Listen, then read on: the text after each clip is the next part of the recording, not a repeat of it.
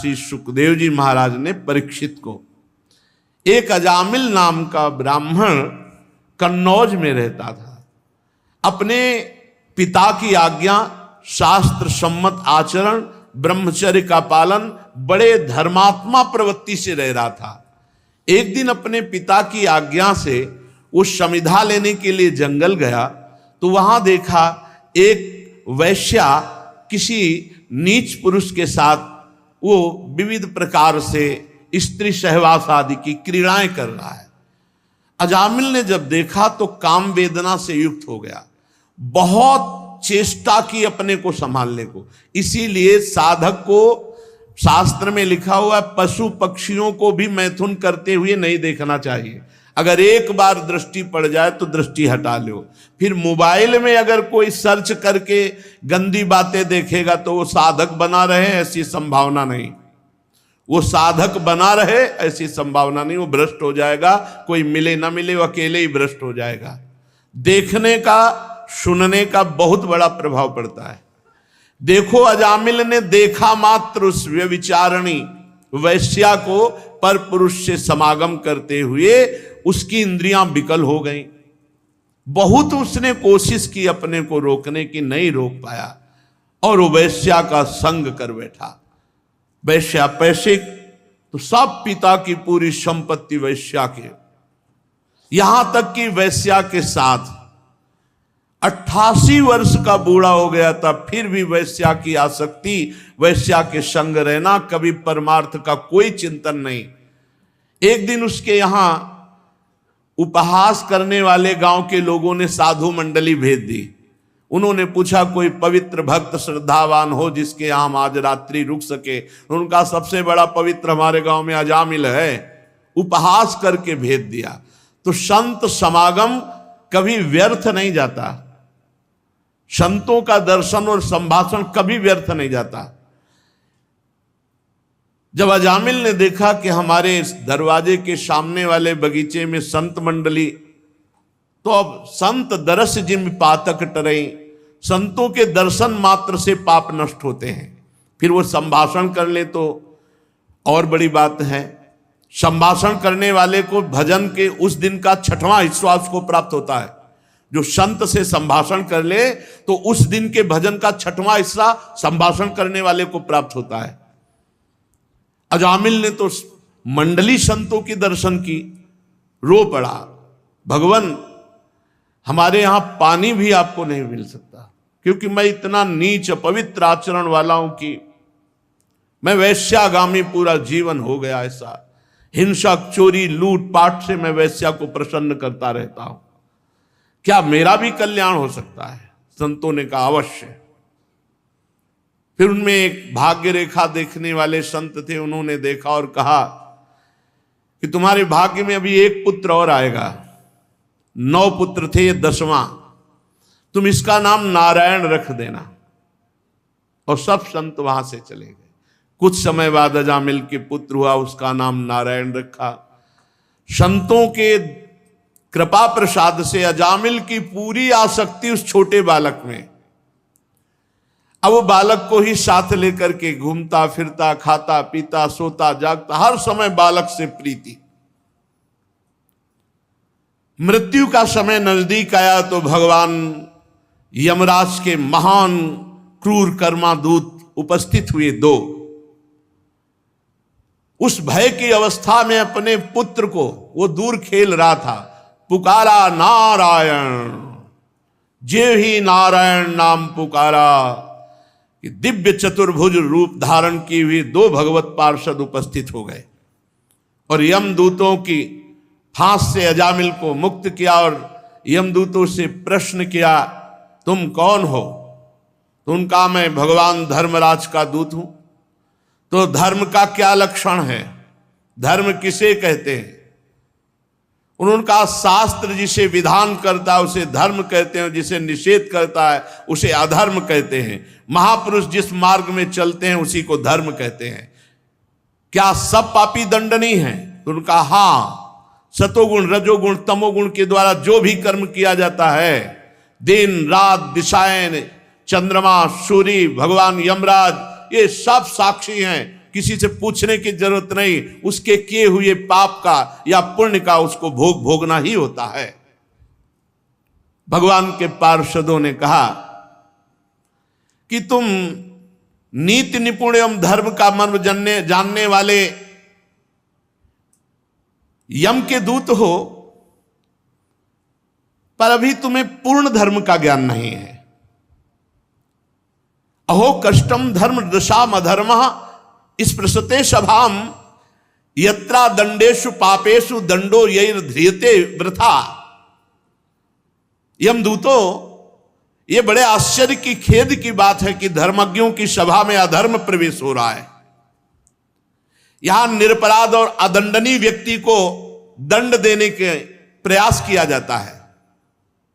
जो प्रजा के रक्षक हैं, शासक हैं, परोपकारी हैं, यदि वो प्रजा के साथ विषमता का व्यवहार करेंगे तो प्रजा किसकी शरण लेगी? सत्पुरुष जैसा आचरण करते हैं, साधारण पुरुष वैसा ही आचरण करते हैं।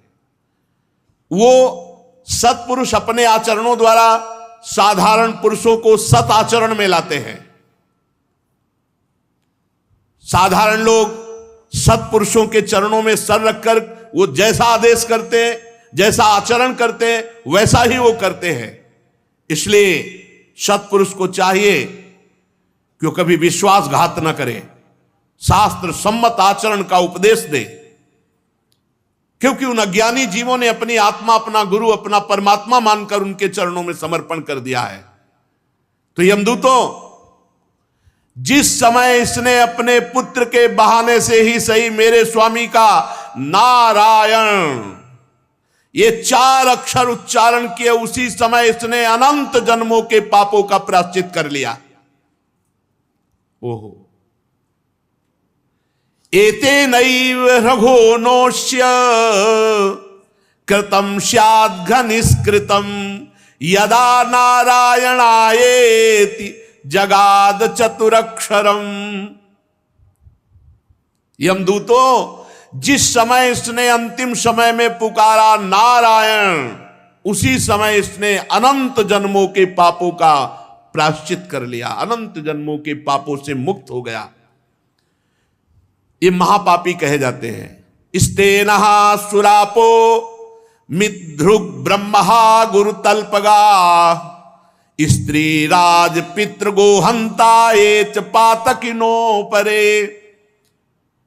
स्तेनः चोर, सुरापो मदिरा पीने वाला, मित्र ध्रुव मित्र से द्रोह करने वाला, कपट करने वाला, ब्रह्मा ब्रह्म ऋषि की हत्या करने वाला, गुरु तल्पगः गुरु पत्नी गामी और ऐसों का संगी, और माता पिता को मारने पीटने वाला, माता पिता को दंड देने वाला, और गौहंता, ऐसे महापापी ये नरक में बहुत दुर्गति भोगते हैं। पर यदि ये भी अबलो नसानी अबना न सही हो, अब तक पाप हुआ, आज से नहीं करूंगा, और नाम जप करने लगे तो कह रहे सर्वेषामप्यघवतामिदमेव सुनिष्कृतम नाम व्याहरणम विष्णुर यतस्तद्विषयामति। ये भी कभी दंड नहीं भोगेंगे, एकदम निष्पाप हो जाएंगे यदि ये भगवान श्री हरि का नाम जपना प्रारंभ कर दें। बहुत महिमा की बात है, इससे बढ़कर कोई साधन नहीं है। पापों का प्रायश्चित करने के लिए बताया गया है चंद्रायण व्रत। बहुत कठिन है, एक महीना में ये व्रत पूरा होता है। ये पूर्णिमा से जैसे प्रारंभ होता है तो पूर्णिमा तक होता है। एक एक कवल घटाया जाता है। जैसे पूर्णिमा से शुरू हुआ, 15 कवल रख लिए गए, 15 कवल छोटे छोटे, फिर 14, फिर 13, फिर 12, फिर ऐसे जब पहुंचे तो एक से फिर शुरू हुई परिवार, द्वितीय तृतीया ऐसे, और पूर्णिमा तक, पूर्णिमा से अमावस्या तक घटाते चले गए। ऐसे 1 महीने ऐसे व्रत रहे तो उसे चंद्रायण कहते हैं। अब इस चंद्रायण में ऐसे सूख जाते हैं। हमने देखा है स्वामी सच्चिदानंद जी महाराज जब प्रयाग में रहे थे तो ये चंद्रायण व्रत रहे थे, तो देखा तो उन्हीं के पास रहे थे। वो ऐसे छोटे छोटे कवल रख लिए 15, आज 15 पाए, बस फिर कुछ नहीं, पानी नहीं, कुछ नहीं, जो अभी पाया बस। अब चाहे 15 कवल में पानी भी रख लीजिए, भोजन भी रख लीजिए, जो भी मान लो, तो आपको 7 कवल भोजन रख लिए तो उसी नाप का 7 कवल का पानी, उतना ही, बस उतना ही। फिर कम करते चले जाना, जैसे एक एक तिथि घटाते चले जाना है, और परिवार से फिर एक एक कवल बढ़ाते चले, ऐसे ऐसे। तो कह रहे हैं कृच्छ, चंद्रायण आदि बड़े बड़े व्रत पापों का नाश करने के लिए बताए गए हैं, लेकिन इससे पाप नष्ट होता है, पाप की प्रवृत्ति नहीं। परंतु भगवान का नाम उच्चारण करने से पाप और पाप की प्रवृत्ति भी नष्ट हो जाती है। पाप और पाप की यथा हरेर नाम पदैरुदाहृतै तदुत्तम श्लोक गुणोपलंभकम। भगवान के केवल नाम उच्चारण मात्र से, राम राम, कृष्ण कृष्ण, हरि हरि, नारायण नारायण, राधा राधा राधा, केवल नाम उच्चारण मात्र से संपूर्ण पापों का नाश और पाप की प्रवृत्ति का नाश हो जाता है। यदि अन्य साधनों से पाप का प्रायश्चित किया जाए तो मन फिर से कुमार्गगामी होकर पाप की ओर दौड़ने लगता है, तो क्या फायदा हुआ प्रायश्चित करने का। इसलिए प्रायश्चित तो सच्चा वो माना जाएगा कि वासना की जड़ उखड़ जाए और पुनः कभी कोई पाप कर्म बने ही ना, चित्त शुद्ध हो जाए, तो वो होता है केवल भगवान नाम से। यमदूतो तुम अजामिल को अब छू भी नहीं सकते। हिम्मत की बात देखो, हमारे को हिम्मत मिलनी चाहिए इस बात से। पुत्र के बहाने नारायण बुलाया तो भगवान के पार्षद कह रहे तुम छू भी नहीं सकते। अब जब हम श्रद्धा पूर्वक नारायण नारायण बुलाएंगे, हरि हरि बुलाएंगे, राधा राधा, कृष्ण कृष्ण, तो हमको कौन छू पाएगा। यमदूतो तुम अजामिल को नहीं ले जा सकते, तुम नहीं छू सकते। इसने सारे पापों का प्रायश्चित कर लिया, क्योंकि इसने मरते समय मेरे स्वामी भगवान श्री हरि का नाम उच्चारण कर लिया। यदि अंतिम समय आपसे भगवान नाम उच्चारण ना हो और जीवन भर आप प्रयास करते रहे नाम जपने का, तो हमने संतों से और शास्त्रों में पढ़ा है कि अंतिम समय भगवान उसकी स्मृति बनते हैं, भगवान स्मृति बन जाते हैं। जब बेहोश हैं, कष्ट में बहुत पीड़ित हैं, अब हम बोल नहीं सकते, उस समय भगवान नाम रूप से छा जाते, राधा राधा। जैसे कोई मर रहा है, पशु पक्षी मनुष्य, और आप वहां गए और राधा राधा राधा उच्चारण किया, उसके कान में सुनाई पड़ गया, उसका एक बार कान में शब्द गया राधा, अब उसकी गति बन जाएगी और आपको वो पुण्य मिलेगा जो त्रिभुवन में किसी भी पुण्यात्मा ने किसी पुण्य साधन से वो लाभ नहीं प्राप्त किया, जो लाभ एक जीव को भगवत प्राप्ति कराने से होता है। कभी ऐसा अवसर मिले तो बहुत बड़ा दांव है, जीतना चाहिए दांव। कोई पशु पक्षी मनुष्य मर रहा है, हमें कोई मतलब, नजदीक जाके सुना दिया राधा राधा राधा राधा। अब वो कोई पाप नहीं कर सकता, मरण सैया में जब पधारेगा तब उसका मंगल हो जाएगा, आपको परम लाभ मिल जाएगा। बड़े बड़े महात्मा पुरुष ये जानते हैं कि सांकेत्यम पारिहास्यम वा स्तोभम हेलन में वा वैकुंठ नाम ग्रहण मशेषाघ हरम विदुहु।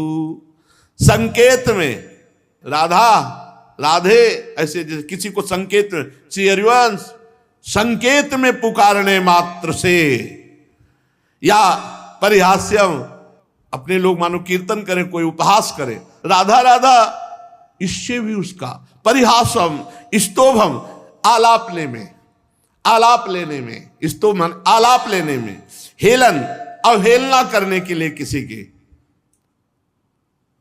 हंसी उड़ाना, अवहेलना करना, इसमें भी नाम का उच्चारण कर लेना।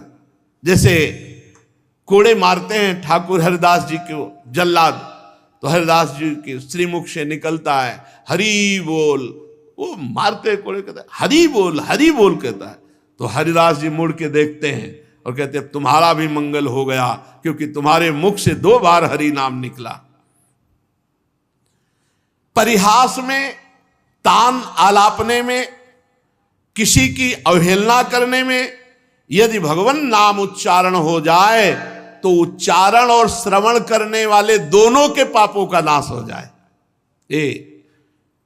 खूब विचार करके, खूब अनुभव करके, संतों की कृपा से तब हम उत्तर देते, नाम नाम नाम पकड़ो नाम। जो मनुष्य पतितः स्खलितो भग्नः संदष्टस्तप्त आहतः हरिरित्येव सेनाः पुमान्नार्हति यातनाम। पैर फिसल रहा है, राधा गिरते समय, राधा, या कोई भयानक सांप आदि दिखाई दिया, राधा राधा राधा, या आग जलते समय, चोट लगते समय जो पुकार उठता है भगवन नाम, हरि हरि, कृष्ण कृष्ण, राम राम, राधा राधा, छोटे बड़े सब पाप उसके भस्म हो जाते हैं। प्रेम से नहीं जप रहा, गिरते समय, फिसलते समय, भयानक सांप आदि देख करके भयभीत होकर पुकार पड़ा भगवन नाम, छोटे बड़े सारे पापों का प्रायश्चित हो जाता है। इसमें संदेह नहीं कि तपस्या, दान, जप, तीर्थ स्नान और भी अनुष्ठान ये पापों को नष्ट करते हैं, इसमें संदेह नहीं, नष्ट करते हैं, पर पापों को नष्ट कर देते हैं, पर मलिन हृदय को नहीं।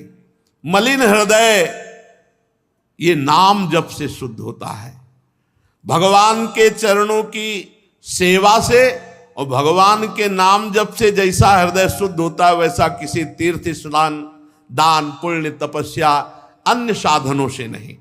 यमदूतों जैसे जान या अनजान में अग्नि का स्पर्श हो जाए तो अग्नि जला देती है, वैसे ही श्रद्धा से, अश्रद्धा से, जान से, अनजान से कैसे भी भगवान के नाम का उच्चारण किया जाए वो सारे पापों को भस्म करके भगवत प्राप्ति करा देता है।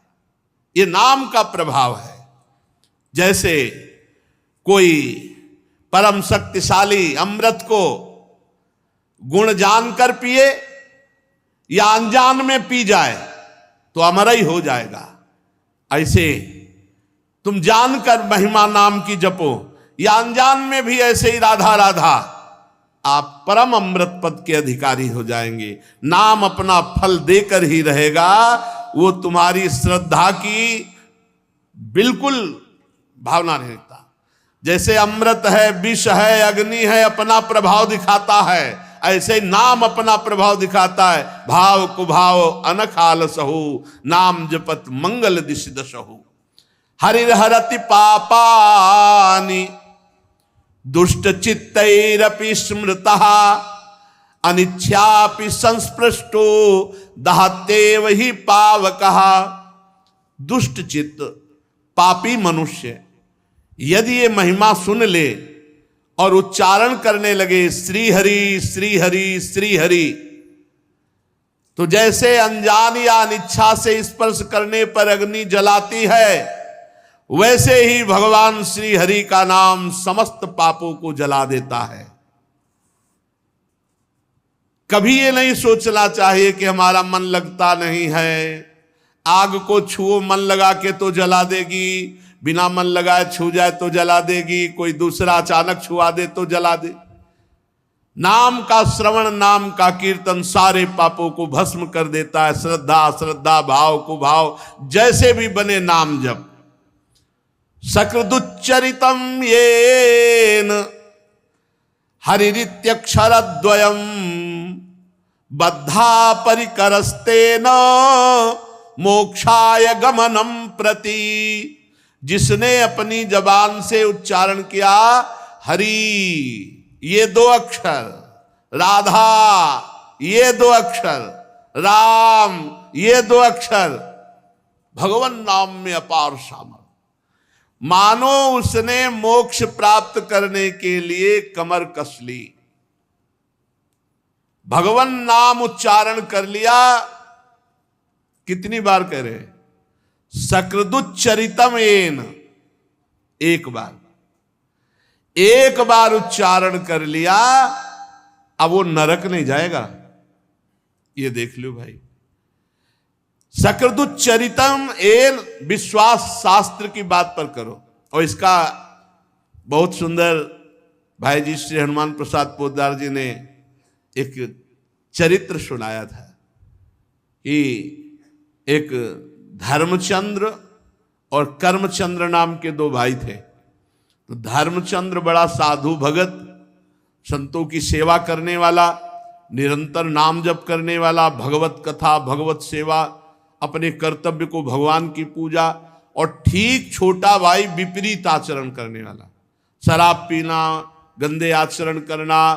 और खास बात यह कि जब संत जन बड़े भाई के यहां आदर सत्कार पाते होते तब ये गाली देता, उसी के ऊपर उसका मकान था, तो ये गाली देता संतों को और भाई को भी। संत द्रोही, मनमानी पापाचरण करने वाला, और एक संत सेवी और शास्त्र के अनुसार आचरण करने वाला। एक दिन भगवान के अवध धाम से मंडली संतों की जा रही थी। पहले भ्रमण किया करते थे संत जन मंडली बना के। तो अपने स्वभावानुसार बड़े भ्राता धर्मचंद्र ने संतों को साष्टांग दंडवत किया, निमंत्रण किया, घर ले गए, चरण पखारे, आरती पूजा की।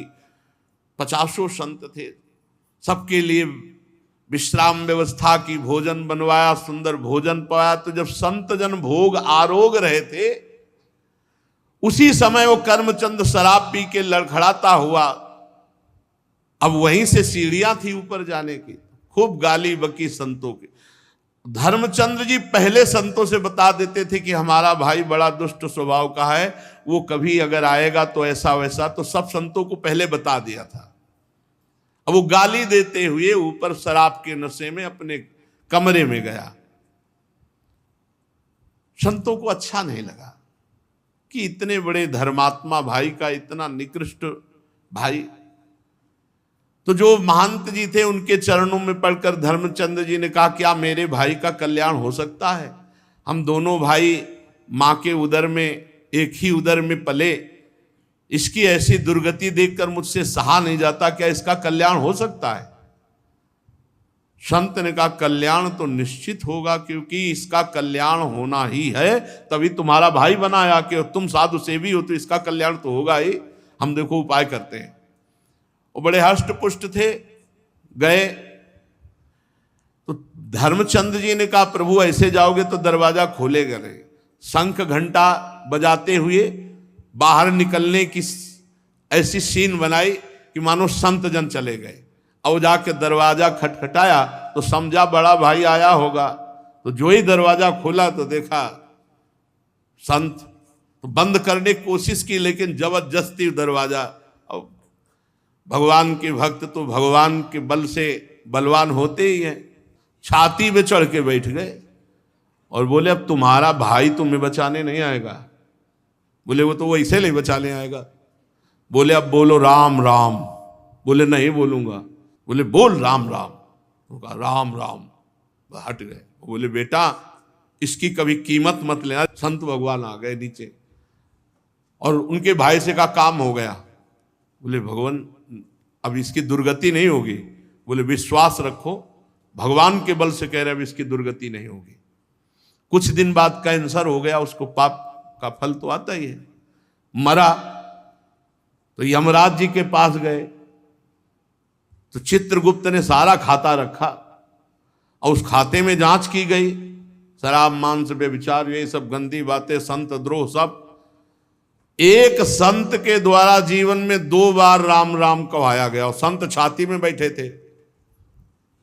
अरे भाई, चरण रज होए चरणामृत, वो खुद छाती में बैठे, अभी कल्याण में कोई कसर रह जाएगी।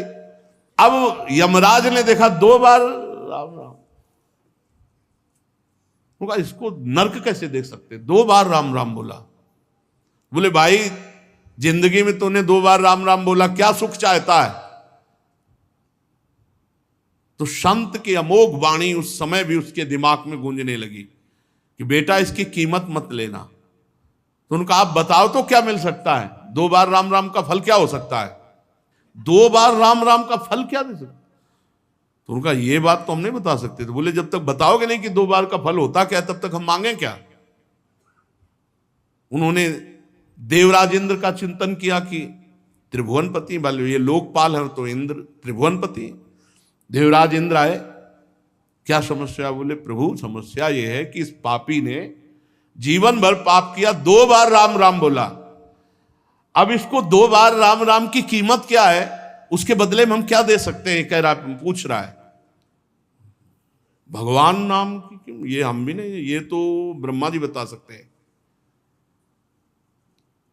देवराज इंद्र ने कहा कि ब्रह्मा जी को बुलाया नहीं जा सकता, ब्रह्मा जी के पास चला, वो जगत गुरु है, परमेष्ठी पद पे है।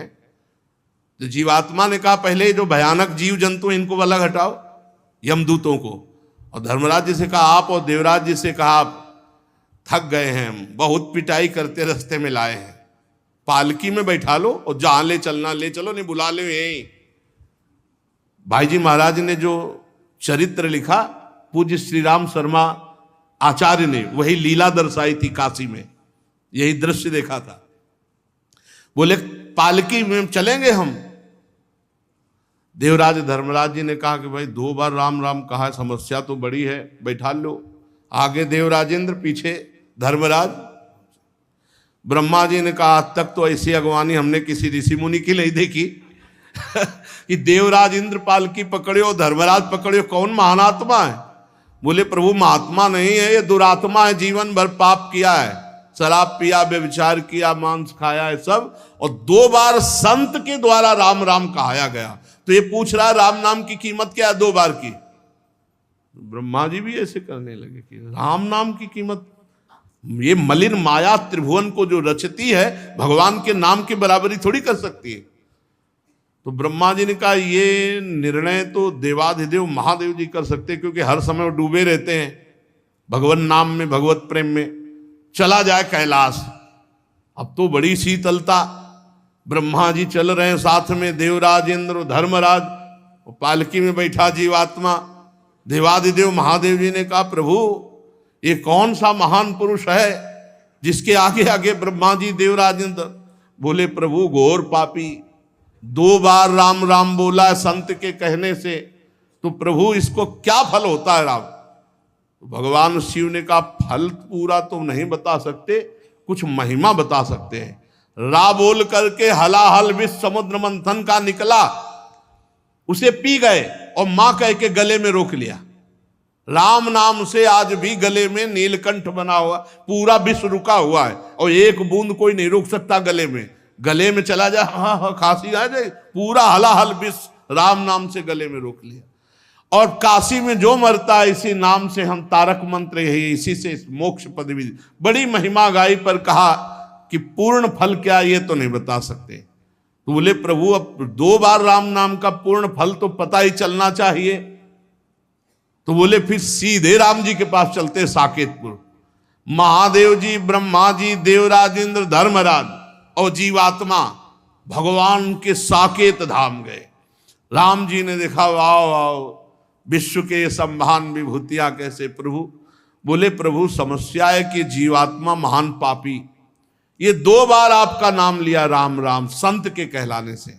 भगवान ने कहा पहले लाओ इसको, हमारी गोद में बैठा लो। भगवान साकेत धाम में सियाजू पार्श्व में विराजमान, हनुमान जी चरणों में, और उस जीवात्मा को अपनी गोद में बैठा ला और कहा भाई कोई तपस्वी आज तक ऐसा नहीं देखा जैसा आप लोग लाए हो इसको, और आज ये हमारी गोद में बैठा है, हम सब तपस्या साधनाओं का फल दे सकते, लेकिन ये तुम महिमा देख लो, लेकिन महिमा पूरी क्या है राम नाम की कीमत ये हम भी नहीं कह सकते। कहूं कहां लगी नाम बड़ाई, राम न सकही नाम गुण गाई। भगवान ने कहा इसे साकेत में छोड़ दो, जाओ। और सब वापस हो गए, लेकिन 2 बार राम राम कहने वाला भगवान के साकेत धाम में वास किया। तो यहां कह रहे सकृदुच्चरितम येन हरिरित्यक्षरद्वयम बद्धा परिकरस्तेन मोक्षाय गमनम प्रति। एक बार ये बोल दिया हरि राधा राम कृष्ण कुछ भी भगवान नाम। पर देखो खास बात है, गुरु के बुलाए से बोला 2 बार राम नाम, संत के द्वारा बुलवाने से वो बीजाक्षर महामहिमा में हो गया। और ऐसे भी नाम लोगे तो मंगल ही होगा, पर गुरुमुख से जो नाम वो बहुत महिमा में। एक बार नाम पूरे रजिस्टर में एक बार लिखा किसने राधा बोला, एक बार हरि बोला, एक बार कृष्ण बोला, भारी पड़ जाएगा हिसाब भाई। कुछ ऐसे भी चतुर है कि हाँ बोल तो दिया हरि, अब करेंगे मनमानी पापाचरण तो हिसाब तो भारी हो ही जाएगा, वो तो देवराज इंद्रराज पालकी में ले जाएंगे। देखो फिर नामापराध भी कानून लागू हो जाएगा। नामापराध, उस जीव को ये पता नहीं था कोई नाम का, वो कोई नामापराध नहीं कर रहा था, वो था ही पाप प्रवृत्ति में। संत ने उसे नाम सुनाया। आप सुन करके महिमा जान करके पापाचरण करोगे तो नामापराध लागू हो जाएगा। अगर नामापराध 10 नामापराध इनसे बच जाओ, बहुत जल्दी नाम आपको भगवत प्राप्ति करा देगा। न गंगा न गया सेतुर न काशी न च पुष्करम, जिह्वाग्रे वर्तते यस्य हरिरित्यक्षरद्वयम्। जो अपनी जिह्वा से 2 अक्षर उच्चारण करता रहता है, राधा राधा राधा, हरि हरि हरि, राम राम राम, कृष्ण कृष्ण कृष्ण, वो गंगा नहाए या ना नहाए, काशी जाए या न जाए, सेतुबंध जाए न जाए, पुष्कर जाए न जाए, कोई आ सकता, सब तीर्थों का फल उसको प्राप्त है।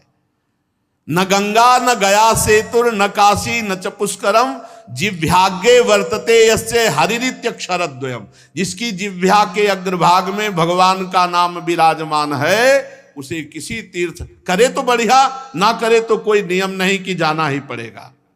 ऋग्वेदोथ यजुर्वेदः सामवेदो अथर्वणः, अधीतास्तेन येनोक्तम् हरिरित्यक्षरद्वयम्। जिसने हरि हरि कृष्ण कृष्ण राम राम ऐसा उच्चारण कर लिया, उसने ऋग्वेद यजुर्वेद सामवेद अथर्ववेद सब वेदों का पाठ कर लिया। ऋग्वेदोथ यजुर्वेदः सामवेदो अथर्वणः, अधिस्तास्तेन येनोक्तम हरिरित्यक्षरद्वयम्। जिसने हरि हरि राम राम कृष्ण कृष्ण भगवान नाम उच्चारण कर लिया, उसने सब वेदों के स्वाध्याय का फल प्राप्त कर लिया। अश्वमेधादिभिः यज्ञैर् नरमेधैः सदक्षिणैः, यजितं तेन येनोक्तम हरिरित्यक्षरद्वयम्। जिसने भगवान नाम उच्चारण कर लिया, वो अश्वमेध दक्षिणा सहित संपूर्ण यज्ञों का फल प्राप्त कर लिया। अश्वमेध यज्ञ दक्षिणा सहित करना, बहुत बड़े बड़े चक्रवर्ती सम्राटों को अश्वमेधादि आदि लिखा है, और भी यज्ञों का फल। और नरमेधई, जो अश्वमेध आदि यज्ञ हैं, इनका दक्षिणा सहित फल उसे प्राप्त हो गया जो नाम जप कर रहा है। वैसे भी भगवान ने कहा यज्ञानाम जप यज्ञोस्मि, यज्ञों में सर्वश्रेष्ठ यज्ञ जप यज्ञ हो। समस्त तीर्थों के अवगाहन का फल, चारों वेदों के स्वाध्याय का फल, समस्त यज्ञों का फल उसे प्राप्त हो गया जो अपनी जिह्वा पर निरंतर नाम जप करता रहता है।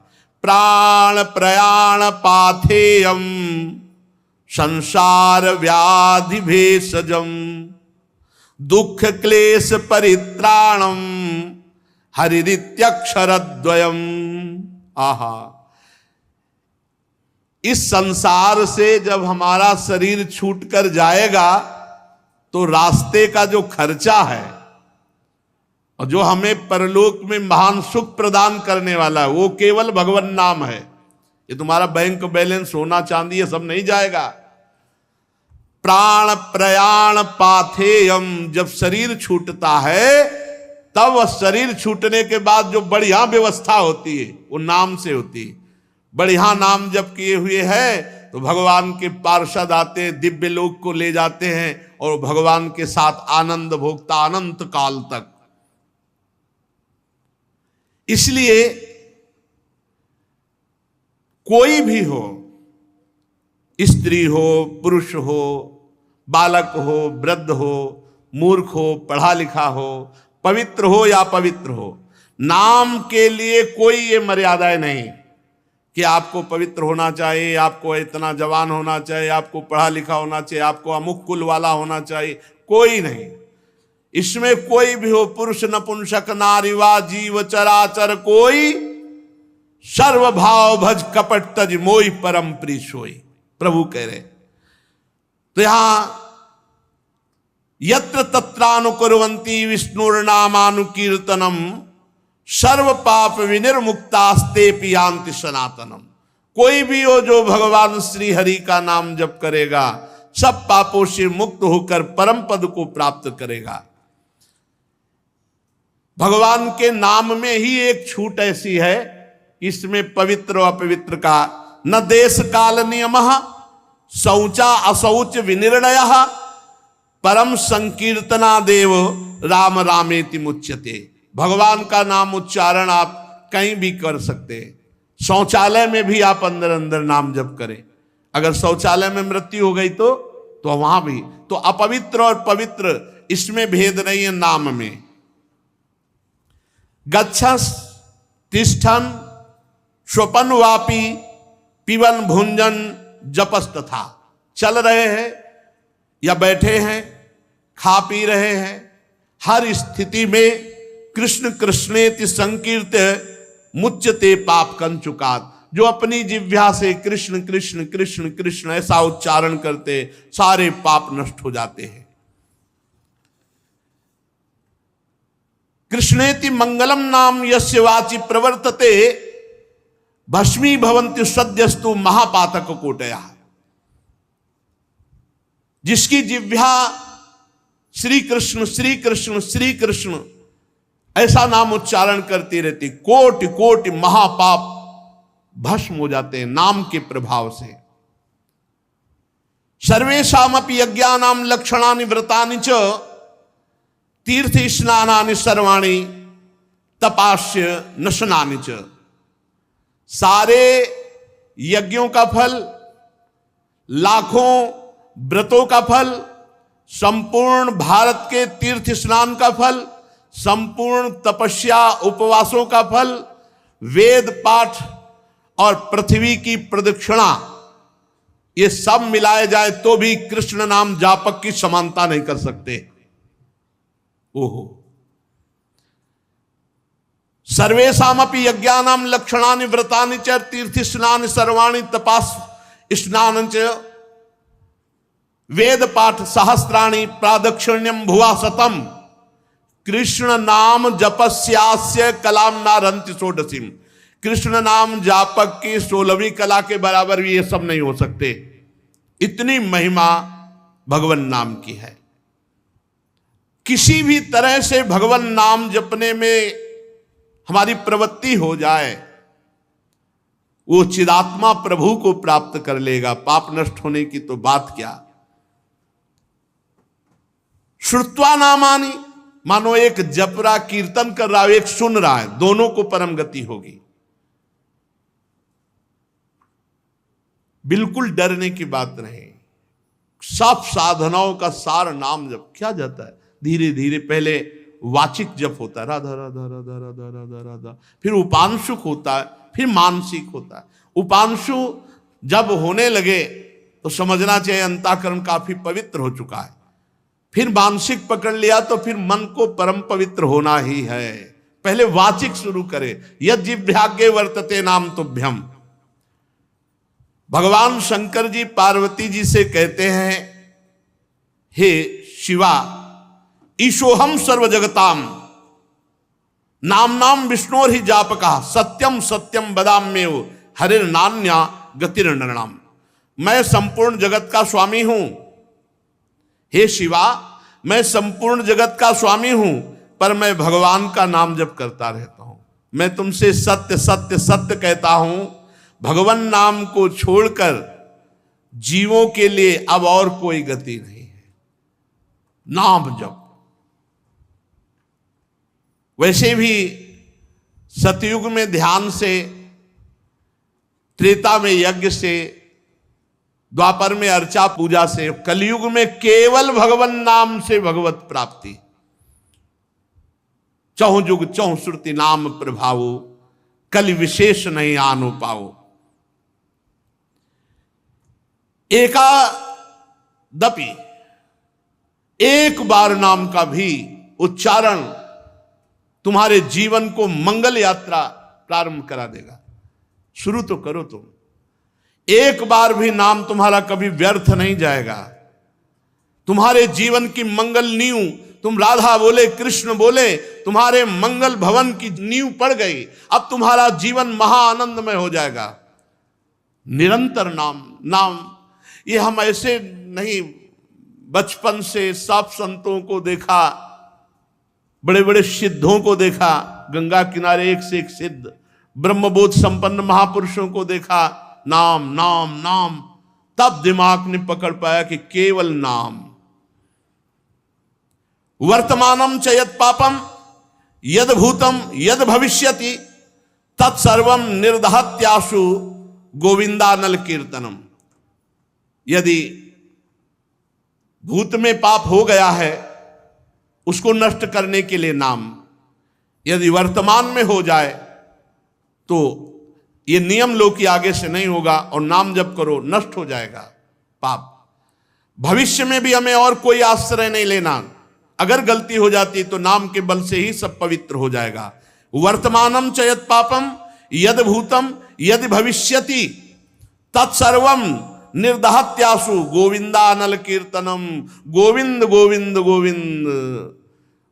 जहां जिह्वा से निकला सारे पाप नष्ट हो गए, चाहे वर्तमान के हो, चाहे भूत के हो, या भविष्य में होंगे। डरना नहीं, मनमानी आचरण मत करना इसके बल से, नहीं तो नामापराध लागू हो जाएगा। नाम अगर चूक हो जाती है वर्तमान में तो नाम उसे भस्म कर देगा।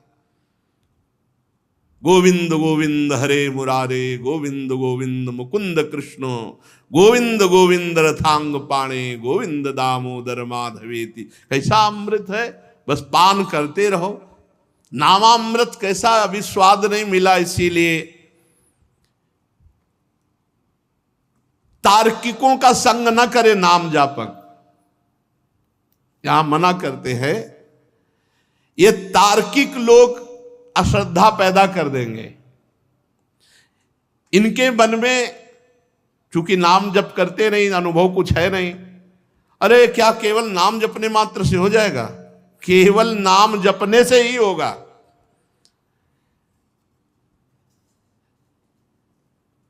ये जो तार्किक लोग होते हैं, ये शराब की बोतल की तरह होते हैं।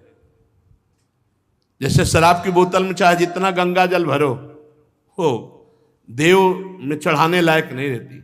अगर तर्क छोड़ करके सरल में हो जाए, धारा में बोतल को फेंक दो, अब उसका अस्तित्व ही खत्म हो जाएगा। ये तर्क छोड़कर यदि ये भी नाम जप करे तो इनका मंगल हो जाएगा। इसलिए यहां कह रहे हैं तार्किक पुरुषों का संग न करें। ये जो नाम में अश्रद्धा पैदा कर दे, ऐसे नास्तिकों, ऐसे तार्किक पुरुषों का संग न करें।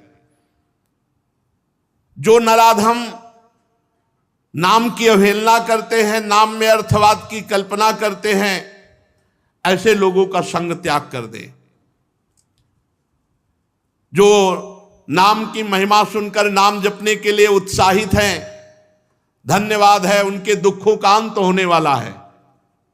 ये महिमा सुनकर जिनके मन में बात आ गई कि आज से बस नाम ही जप करेंगे, अधिक से अधिक नाम जप करेंगे, तो कह रहे हैं वो धन्यवाद का पात्र है, उसके सारे पाप नष्ट होकर वो दुख को मिटाकर भगवान के प्रेम में डूबेगा।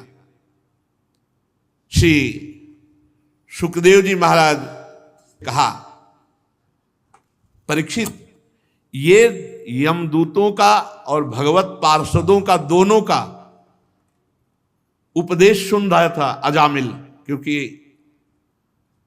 उसको लगा अरे मैंने जीवन कितना बर्बाद कर दिया, भगवान का नाम नहीं जपा। इधर भगवान यमराज के दूत छोड़ करके यम जी के पास गए।